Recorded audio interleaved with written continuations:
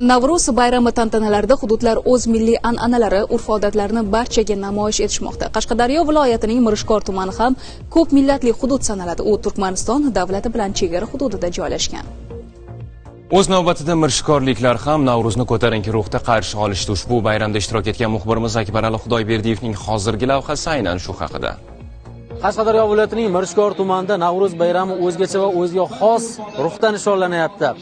Ushbu tuman o'zini bir milliy taom bilan ma'lum va mashhur, ya'ni ishliki taomi. Bu Chandir qishlog'ini milliy taomlardan, bu mehmon kelganda birinchi navbatda ishlik qilinadi. Bu juda kuchli, to'yimli taom. Buni tayyorlash jarayoni go'shtni mayda qiymalab, piyoz bilan xamirni, zuvalarni mayda-mayda qilib, yupqa-yupqa qilib yoyiladi. 2 qavat xamirni orasiga go'sht bilan qozonda past olovda singa qilib pishiriladi. Ushbu tumanni bir an'analardan biri e'tiborimizni tortdiki, kelinlar kiyadigan bu nima? Bu kelinlar kiyadigan singsalali do'ppisi.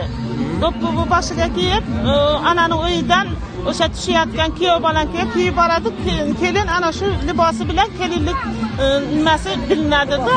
Kelinlik belgisi shu. Shu kuni Navruz bayrami tantanasi mirishkorliklar uchun esda qolarli hamda ko'tarinki suratlarda tashkil etildi.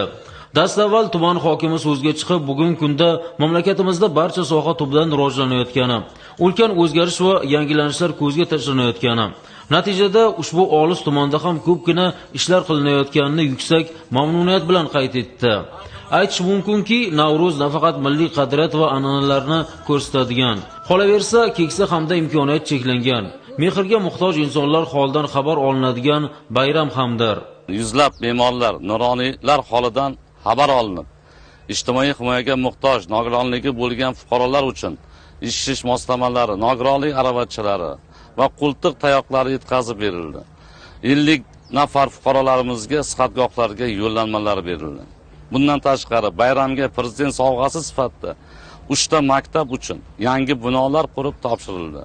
Bitta bog'cha binosi to'liq ta'mirlandi. Bayramda folklor jamoalar bilan bir qatorda Toshkentdan kelgan o'zbek estrada san'ati yulduzlar tomonidan ijro etilgan kuy-qo'shiqlar yig'ilganlarni o'yin-kulgularga chorladi.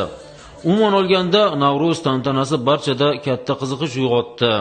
Xalqi juda ham bir mehribon, oq ko'ngil, mehnatkash, mard, tanti, dangal mana shunaqa turli millat vakillari bu yerda istiqomat qiladi. Shunday tinch yurtga mana shunaqa bayramlar, to'ylar yarashadi.